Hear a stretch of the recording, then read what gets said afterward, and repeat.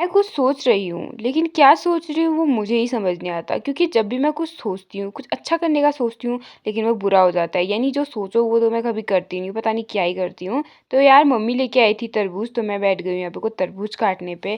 तो मम्मी और मैं मिलके दोनों बातें-वातें कर रहे थे और मैंने यहाँ पे तरबूज काटा और सच में ये इतना ज़्यादा रसीला और बहुत ही ज़्यादा ना टेस्टी तरबूज था। अगली सुबह मैं कूट रही हूँ यहाँ पर को हल्दी, ऑर्गेनिक हल्दी हम ना ओखल में ही कूटते हैं क्योंकि हमारे पास मशीन अवेलेबल नहीं है। वैसे भी पुराने ज़माने के लोग ना ऐसे ही ओखल में पीसा करते थे, तो हल्दी ऐसे ओखल में पीसने का तो मज़ा ही कुछ और है। तो यहाँ पे मेरे दादाजी बारीक हल्दी पीस रहे थे, तो मेरी दादी यहाँ पे कुछ छानने के लिए आ गई थी क्योंकि थोड़े मोटे-मोटे दाने इसमें बच रहे थे। फिर मेरी दादी भी कूटने लगी थी और हम लोगों ने बारी-बारी करके सब लोगों ने हल्दी पे हाथ लगा ही लिया था और हाथ कुछ ऐसे पीले हो गए थे हल्दी के बाद। हमने खाया दिन का खाना जिसमें भटकी दाल और खीरे में खीरा था।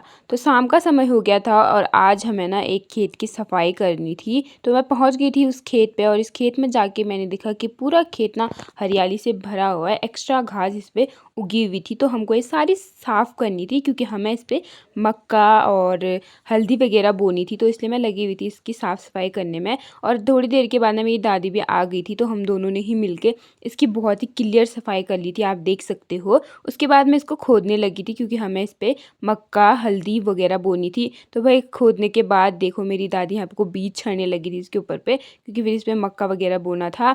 और ये रहा हमारा अदरक सॉरी हल्दी। तो अदरक और हल्दी मैंने मुझे सेम ही नज़र आया था और मेरे हाथ देखो, तो यहाँ पे मेरी दादी लगाने लगी थी खेतों पे हल्दी।